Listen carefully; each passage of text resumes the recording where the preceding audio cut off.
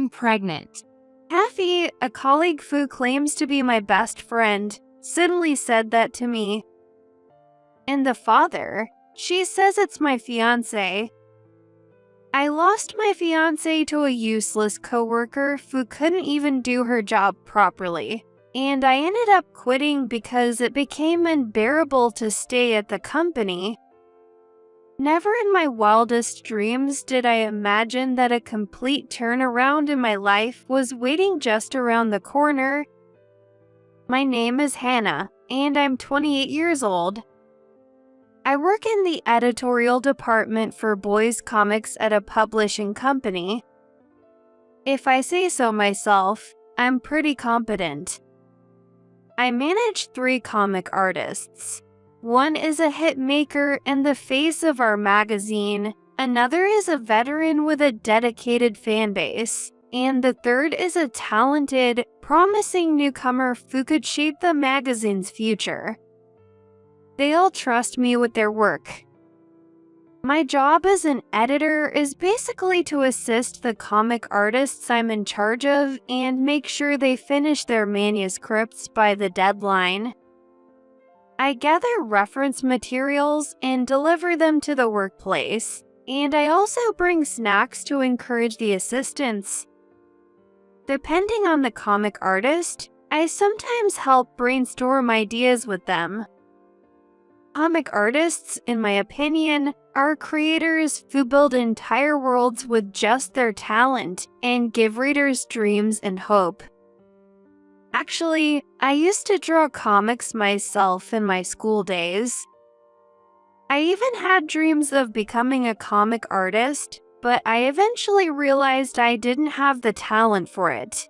That's when I decided I wanted to help bring comics to the world, and I became an editor.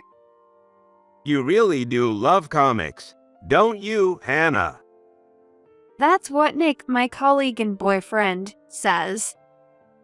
We've been dating for about 2 years, and recently we've been talking about getting married, so you could say he's my fiancé. It's not just a desk job, and when one of the artists I'm in charge of calls, I'll come even after hours. It's so often and tough because our schedules don't align well with those of a regular office worker. In that sense, it's convenient to be dating Nick, and he's in the same editing job as me.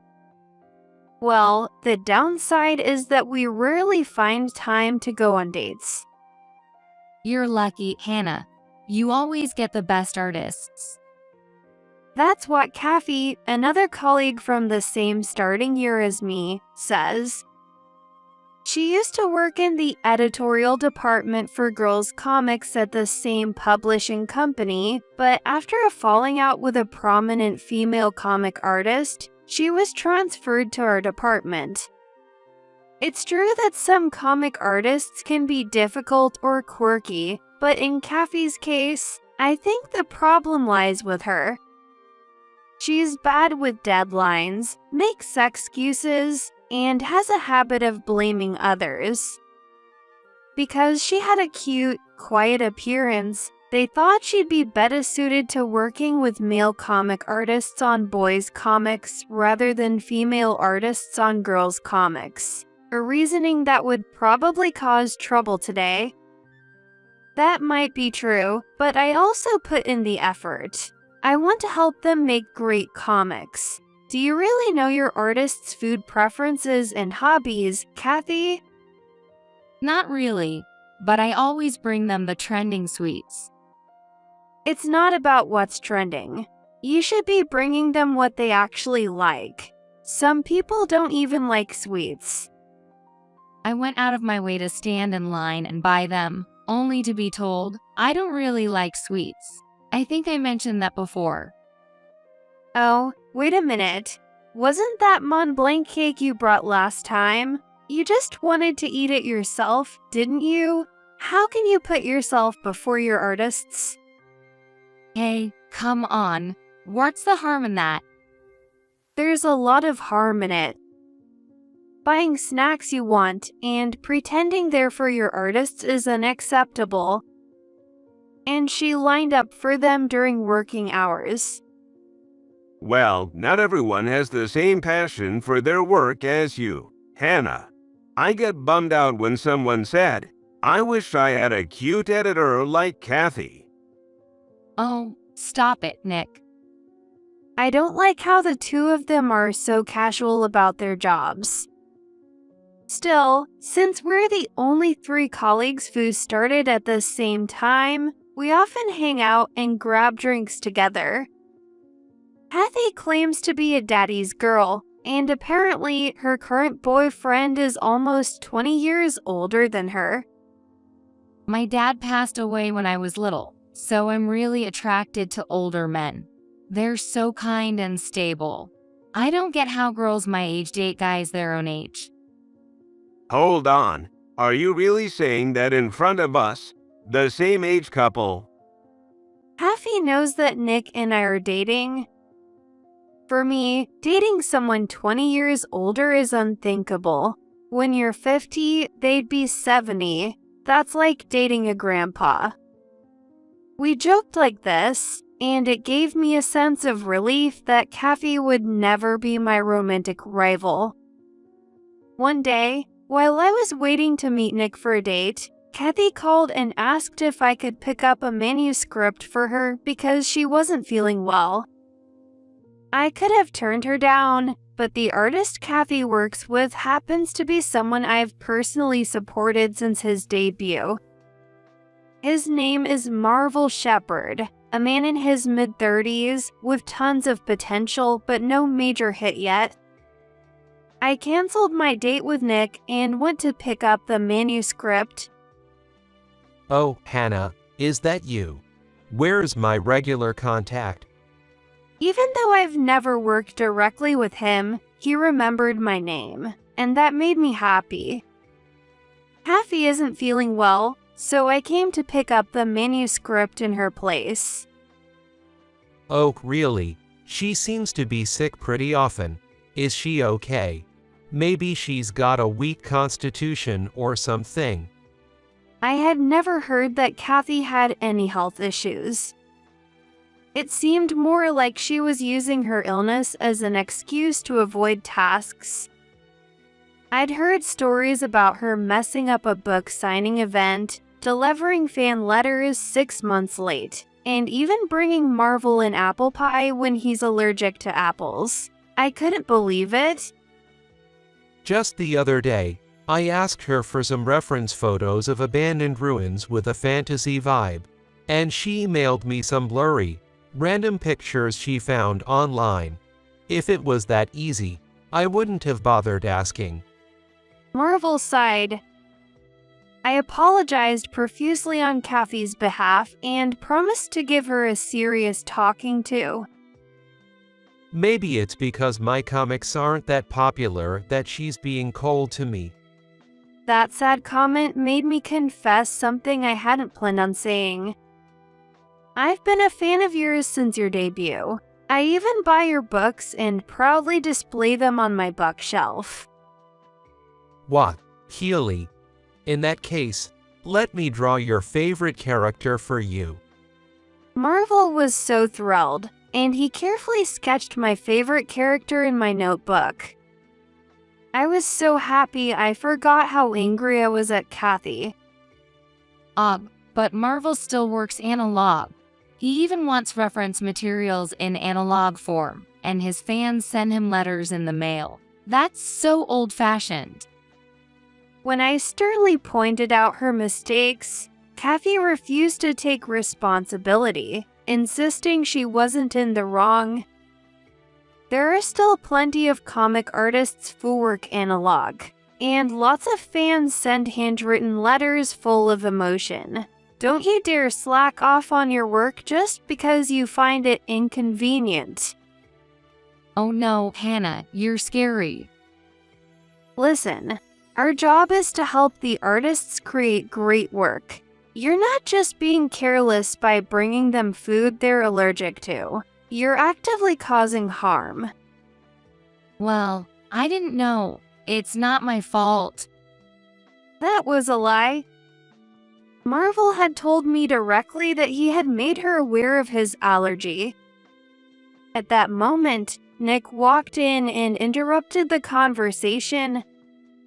What's going on? Why is there so much tension? Oh, Nick, Hannah's been saying all these mean things to me. Kathy, who wasn't even shedding tears, pretended to cry as she cozied up to Nick in her typical sweet voice. Kathy, did you mess up again, as usual? This wasn't just a simple mistake. I'm talking about your attitude toward your work. We don't need editors who cause problems for the artists.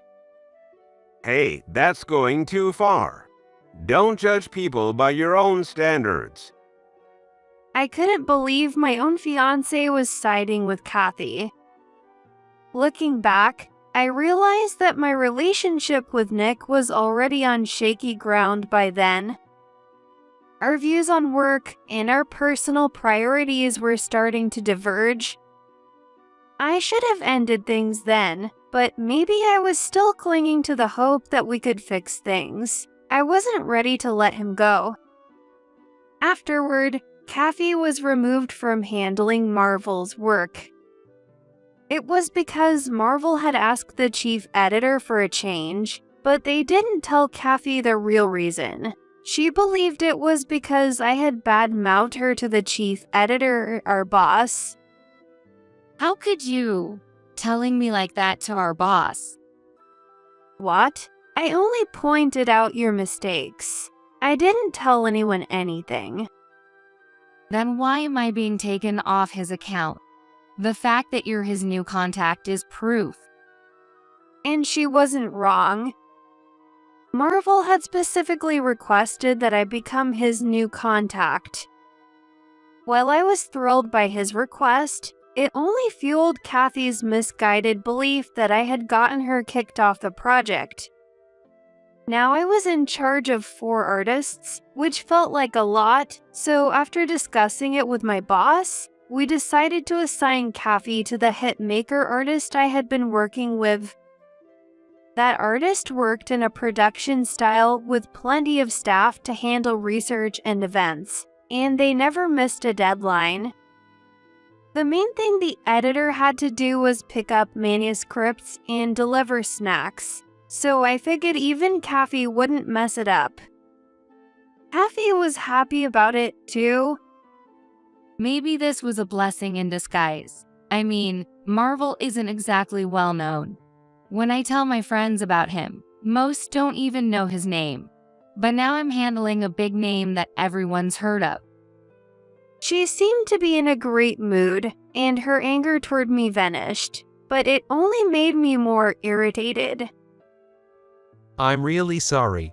It seems like my request to the chief editor caused trouble between you and your colleague. Marvel apologized the first time I visited his workplace after becoming his contact. I wasn't sure where the rumor started, but news like this spreads fast. No worries, I'm happy to be your editor. I'll make up for all the time Kathy was slacking. Let me know if you need anything. Thanks. Actually, I feel bad asking so soon, but could you find me an assistant? I asked Kathy ages ago, but There's a limit to how little she can do her job. I found someone who could match Marvel's art style and wouldn't disrupt the workplace dynamic. Since Marvel is single and the assistants usually order delivery for meals, I also arranged for someone to cook, and whenever I visited, I'd even whip up a homemade meal myself. He didn't have a manager, so I handled a lot of his daily administrative tasks too. you're a lifesaver. You find perfect reference materials every time, and I've been able to spend so much more time drawing. I was happy to hear his gratitude. Marvel's work wasn't flashy, but he was an exceptional artist with a unique style and humor that had garnered him a loyal fan base. I was one of those fans myself. He's the kind of artist who likes to take his time and put detail into his work, but with so many tasks and a lack of assistance, he must have had a tough time. Now that he had more time and mental space, the popularity of his ongoing series was rising, and my boss even praised me. Then one day, Nick told me he had something to talk about, so we made plans to meet for dinner. Was it about marriage? Or maybe a breakup? Either way, I felt like it was time for us to finally have a clear conversation. But when I arrived at the restaurant, I found Nick sitting next to Kathy.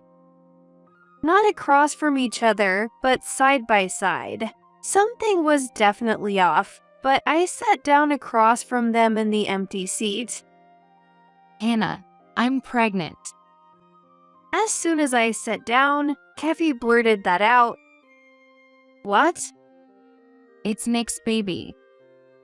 What? Wait, what about that older guy you were seeing? Oh, about him? We broke up ages ago. With that, Kathy snuggled up closer to Nick. But didn't you say you weren't into guys our age? I know, but you can help who you fall in love with. Huh? Then Nick spoke up. I want to start a family with her. Go ahead. Huh? Start a family, do whatever you want. If that's all you had to say, I'm leaving. I stood up to go. Wait, I feel bad about this. Okay. I'm sorry, Hannah. Both of them apologized at the same time. But the smug look on Kathy's face made me furious. I don't care. You two deserve each other, I said, and Nick responded with a bitter expression. That's exactly what I couldn't stand about you. You act like you're better than everyone just because you're a little good at your job. I hadn't meant it that way, but that's how Nick felt. I'm not looking down on anyone. We just have different values when it comes to work. So, yeah, you two are a perfect match. With that, I left the restaurant. I didn't feel sad. I did feel frustrated, but it wasn't so much because I lost my fiancé. I think it was more because I lost him to Kathy. In hindsight, I should have broken up with him a lot sooner. Thinking back to Kathy's smug face still made me feel awful. Apparently, even after getting married, Kathy plans to keep working. Our editorial department doesn't interfere in people's personal lives, but almost everyone knew I was dating Nick. Then, out of nowhere, it became a different couple. When all is said and done, they love gossip like this, and wild speculation spreads everywhere. I became famous as the woman whose fiancé was stolen by her best friend from work.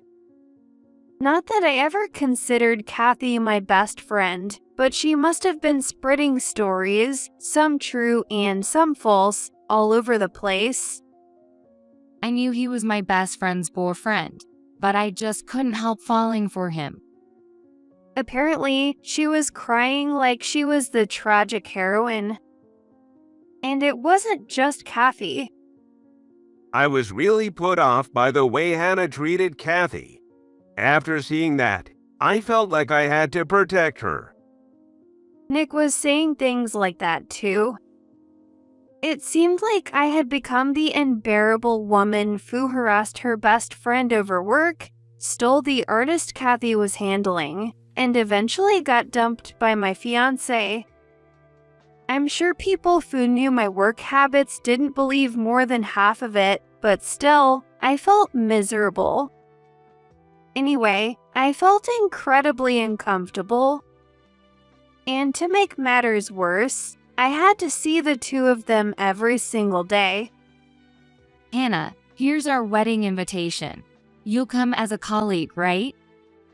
The moment Kathy handed me the invitation, I made up my mind to quit. I won't be your colleague for much longer, so no, I won't be attending.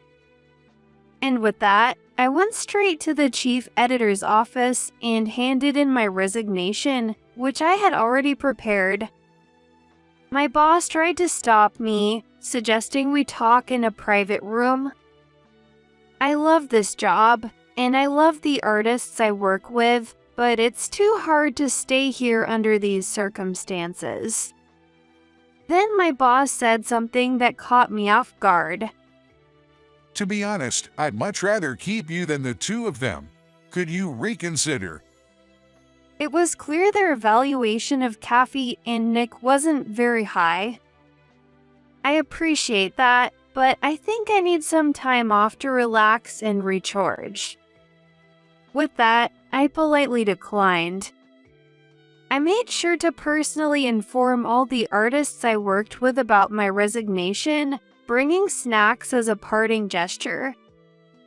They all expressed disappointment, and some even said that if I ever ended up at another publishing company, they'd want to work with me again once their current projects wrapped up. Marvel, in particular, apologized profusely, thinking that he had caused the situation that led to my resignation.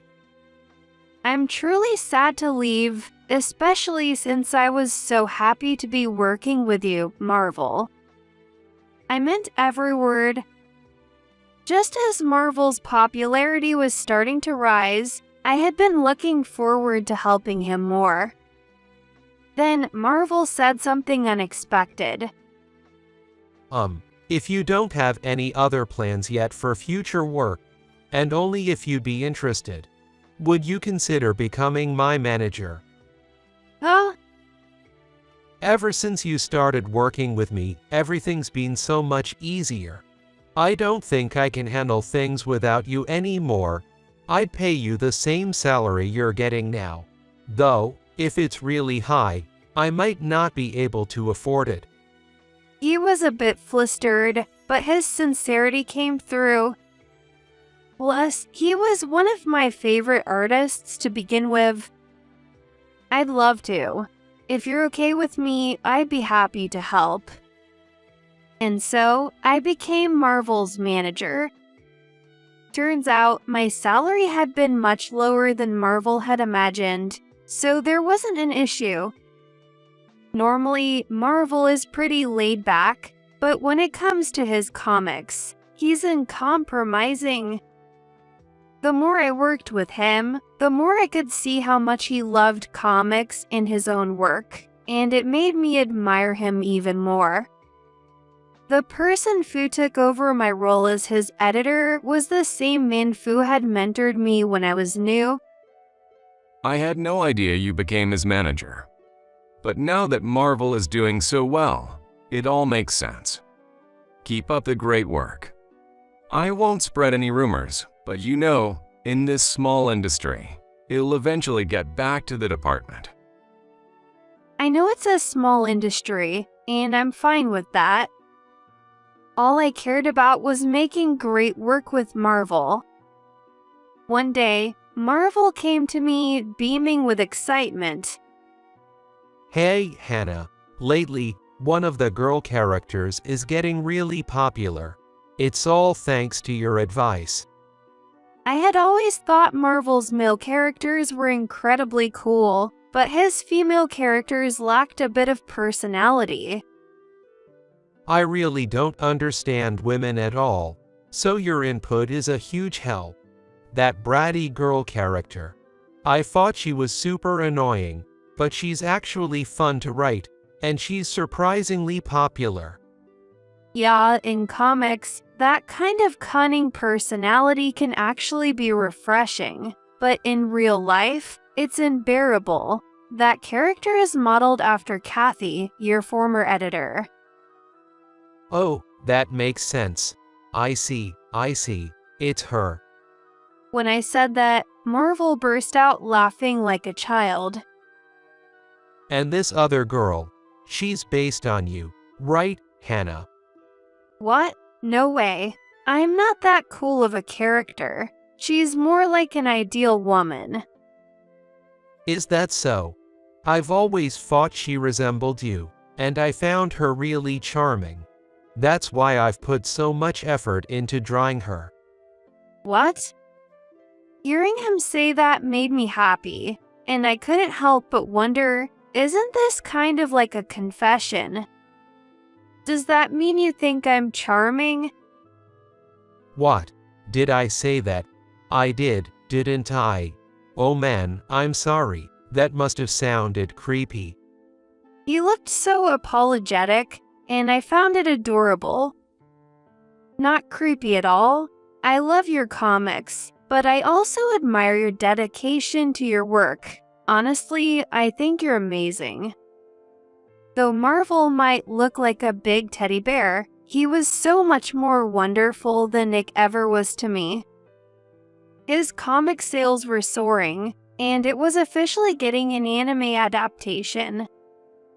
The media coverage increased, and so did the number of interviews. As a manager, it was a good kind of problem to have. I had completely forgotten about Nick and Kathy until I had to stop by the editorial department. Oh, to think of it, those two got married, didn't they? When I arrived at the office, I noticed Kathy, who was now visibly pregnant.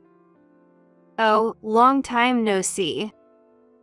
I greeted her cheerfully, but she just glanced at me and quickly walked away. After handing some paperwork regarding rights over to the chief editor, he invited me for some coffee, and we moved to the break room. Honestly, it's been a nightmare since you left. The chief editor sighed. Kathy really messed things up with that hitmaker artist she was handling. What? Even that artist? I thought anyone could manage that one. I was shocked. That artist was incredibly stable, and the only real tasks were picking up manuscripts and delivering snacks. It seems she angered the artist by making this comment when she went to pick up the manuscript, one of her few tasks. Aren't you going to switch to digital? Most artists these days are using digital. I apologized profusely, and now I'm handling that artist. Kathy has been reassigned to organizing reference materials, though she's not really doing that properly either. But we can fire her just because she's bad at her job. She's also planning to take both maternity and parental leave. He sighed again. Nick's not faring much better. I gave him your skilled artist to handle, but the artist keeps comparing him to you. I've gotten complaints that he's slow, doesn't anticipate needs, and just isn't up to par. His shoulders slumped in defeat. I felt bad for him, but there was nothing I could do about it. At least the new artist was assigned to a competent editor, so I was relieved about that. On my way out, I passed by the archives and Sonic and Kathy chatting. It seemed like they were barely working. Nick noticed me and, with a bitter expression, said, Long time no see. Looks like you're doing well. Yeah, things are going great. The anime adaptation is in the works, and we're even talking about a game adaptation, so it's been busy but fulfilling. I smiled brightly, and he responded with a quiet, frustrated tisk. I couldn't believe I had once been engaged to this guy. Oh, by the way, I'm getting married to Marvel. From now on, I'll be supporting him both as his manager and his partner. What? You've got to be kidding me. He's making so much money these days. Kathy blurted out, completely missing the point. Neither of them offered me a single congratulations. That's so unfair. He was my client first. Kathy started spouting nonsense, and I couldn't help but laugh inside. So, I decided to tell a little lie. That's right, we're going all out with the wedding reception, planning a world tour for our honeymoon, and thinking of buying a penthouse and a high-rise. I said that as I flashed the big diamond engagement ring on my finger.